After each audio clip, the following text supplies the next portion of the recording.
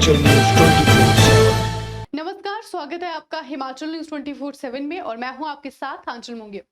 निचले इलाकों के बागवानों को मौसम की मार और लॉकडाउन की वजह से काफी नुकसान उठाना पड़ रहा है। अधिकतम बागवानों को सरकार की योजनाओं के बारे में जानकारी नहीं है। साथ ही सरकार ने भी कई फलदार फसलों को बीमा के दायरे से बाहर रखा है। अकील ने कहा कि निचले इलाकों के बागवान अधिकतम आम, लीची और संतरे की फसल पर निर्भर रहते हैं। उन्होंने कहा कि इस समय लॉकडाउन लगा हुआ है, लिहाजा बागबान अपनी तैयार लीची की फसल को आने पाने दाम पर बेचने के लिए मजबूर है। उन्होंने कहा कि लीची की फसल ऐसी है जिसे तुरंत बाजार में बेचना पड़ता है। इसके रख रखाव के लिए इलाके में कोई कोल्ड स्टोर भी नहीं है। ऐसे में बागवान ना तो बाहरी राज्यों में जाकर इसे बेच सकते हैं और उन्हें यहाँ सस्ते दाम पर ही लीची बेचकर गुजारा करना पड़ रहा है। उन्होंने कहा कि अधिकतम लोगों को सरकार की योजनाओं के बारे में भी जानकारी का अभाव है, जिस कारण बागवान अपनी फसल का सही दाम नहीं ले पाते। सबसे पहले तो मैं आपको ये बताना चाहूँगा कि हमारे जो बाग हैं यहाँ पे अराउंड 35 लीची के पौधे हैं, जो मेरे पिताजी श्री रंजीत बख्शी पूर्व विधायक नूरपुर ने आज से अराउंड 25 साल पहले यहाँ पर लगवाए थे।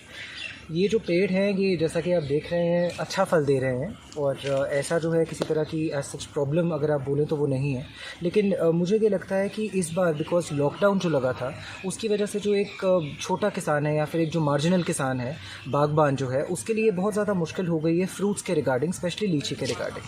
क्योंकि एक चीज़ तो ये कि ये पेरिशेबल चीज़ है, आप इसको जो है ओवरनाइट कहीं रख नहीं सकते। ओवरनाइट आप इसको रखना अगर आप चाहें तो आपको कोल्ड स्टोरेज का किसी तरह का सिस्टम चाहिए होगा, जो सिस्टम जो है हमारे यहाँ आसपास कहीं पर भी अवेलेबल नहीं है। इसकी वजह से जो लीची आपकी मंडी में बिकने के लिए जाती है, अगर वो उसी दिन नहीं बिकती है तो वो ओवरनाइट ख़राब हो जाती है और उसका भाव जो है वो एकदम गिर जाता है। आप लीची शायद रिटेल काउंटर पे 120 की 140 की खरीदते होंगे, लेकिन जिन बागबानों को वो लीची बेचनी है वो बेरली 10 या 15 रुपये किलो के हिसाब से जाती है। तो वो आप देख सकते हैं कि डिफरेंस जो है वो कितना बड़ा है बागबानों के लिए और रिटेल काउंटर पर।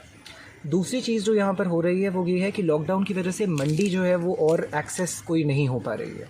अदरवाइज़ क्या होता था कि हमारे जो इधर बागबान थे वो ले जाते थे, कई बार पठानकोट की तरफ ले जाते थे, कई बार इंदौरा की तरफ ले जाते थे, कई बार धर्मशाला की तरफ भी ले जाते थे।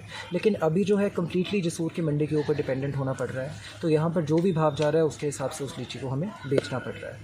तो इसलिए जो एकदम से ये मौसम ने भी पलटी खाई है और जिसकी वजह से जो लीची का कुर होता है जो जिस टाइम पर उगता है वो जो है वो बिल्कुल उसका यहाँ पे तहस नहस हो गया था, जिसकी वजह से फसल जो है वो इस बार थोड़ी सी पहले के कंपैरिजन में अराउंड 20 to 25% कम हुई है।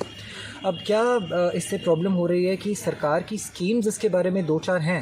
अब सोलर फेंसिंग की स्कीम है, एंटी हेल नेट्स की स्कीम है, बहुत सारी ऐसी चीज़ें हैं जिसके ऊपर सरकार जो है फार्मर्स को, मार्जिनल फार्मर्स को, लोअर फार्मर्स को आपको सब्सिडाइज़ कर रही है और ये कह रही है कि आप इन स्कीम्स को अवेल कीजिए।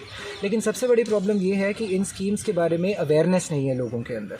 तो मुझे ऐसा लगता है कि सरकार को कोई ना कोई इस तरह का एक सिस्टम बनाना चाहिए जहाँ पे वो किसानों में स्पेशली, जो कि एक अनपढ़ किसान है या एक अनपढ़ बागबान है, वो जो है वो ये जान पाए कि हमें जो है किस तरह की स्कीम्स, किस तरह की मदद सरकार की तरफ से मिल सकती है। दूसरी चीज़, इस बार जो मौसम की वजह से थोड़ा बहुत लॉस हुआ है, अगर उसको लीची या इस तरह के फ्रूट्स को भी जो क्रॉप इंश्योरेंस स्कीम है उसके अंदर कवर कर लिया जाए तो वो बहुत आसान हो जाएगा बागबानों के लिए थोड़ा बहुत अपनी इंश्योरेंस कराना और थोड़ी बहुत कॉम्पनसेशन जो है उसके थ्रू ले पाना। और तीसरी चीज़ जो है, मुझे लगता है कि सरकार को अपनी तरफ से हॉर्टिकल्चर डिपार्टमेंट सब कुछ कर रहा है, लेकिन फिर भी उनको कोशिश करनी चाहिए कि वो इंडिविजुअली एक एक किसान को आइडेंटिफाई करके उन तक पहुँचें और उनको ऑर्गेनिक खाद के बारे में, नॉन स्प्रे वाले फ्रूट के बारे में और इन सब मतलब बिना केमिकल फर्टिलाइजर्स के ऑर्गेनिक तरीके से एक फसल उगाने का जो एक ज़रिया है, एक साधन, वो अपने हॉर्टिकल्चर के जो ऑफिसर्स हैं उनको बनाएं, ताकि जो फल है वो अच्छा हो सके, क्लाइमेट की मार भी झेल सके और साथ ही साथ उसका जो मार्केटिंग है, जो एक एंड पॉइंट पे जहाँ पर जाकर उसको बेचा जाता है, उसका जो एक पूरा आउटपुट है वो किसान को ठीक तरह से मिल पाए। हिमाचल न्यूज 24/7 के लिए नूरपुर से भूषण शर्मा की रिपोर्ट।